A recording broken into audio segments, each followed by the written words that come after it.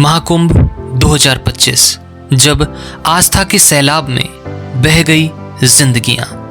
सदियों से चलता आ रहा है यह महापर्व, जहां आस्था की धाराएं संगम में मिलकर मोक्ष की राह बनाती हैं, जहां लाखों करोड़ों श्रद्धालु हर दुख हर पीड़ा को गंगा की लहरों में समर्पित करते हैं।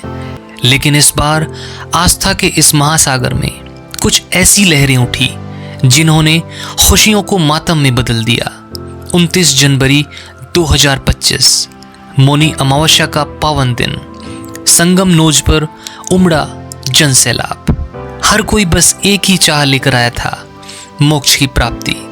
पर नियति को कुछ और ही मंजूर था। रात का अंधेरा था, श्रद्धालुओं का हुजूम था, और फिर एक चीख, एक हलचल, और फिर भगदड़। 30 जिंदगियां, 30 परिवार, 30 कहानियां सब खत्म हो गई। कोई अपनी माँ का आंचल थामे चला आया था, पर अब वो आंचल लहूलुहान पड़ा था। कोई अपने बच्चे को गोद में उठाकर लाया था, पर अब वो गोद सूनी थी। कोई बुजुर्ग जीवन के अंतिम पड़ाव पर संगम स्नान की कामना लेकर आया था, लेकिन संगम ने उन्हें हमेशा के लिए अपनी लहरों में समा लिया। लेकिन ये पहली बार नहीं था। 1954, 2013 और फिर अब 2025। इतिहास के पन्नों पर बार बार यही दर्द लिखा जाता रहा है। 1954 स्वतंत्र भारत का पहला महाकुंभ। 800 लोग भगदड़ के काल में समा गए। साल 2013 प्रयागराज रेलवे स्टेशन पर भगदड़ मची। 42 जिंदगियां हमेशा के लिए खो गईं। और अब साल 2025 मौनी अमावस्या स्नान से पहले ही बेकाबू भीड़ ने 30 श्रद्धालुओं की सांसें छीन ली। 60 से अधिक लोग घायल हो गए।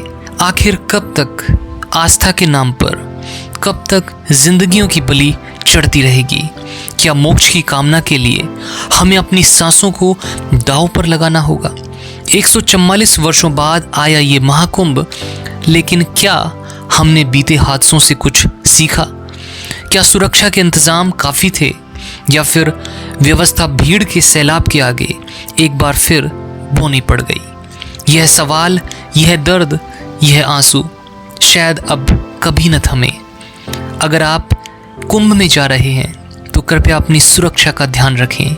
आस्था बड़ी है, लेकिन जीवन सबसे बड़ा है, क्योंकि श्रद्धा तब तक ही पवित्र है जब तक वो सांसों को सुरक्षित रखे।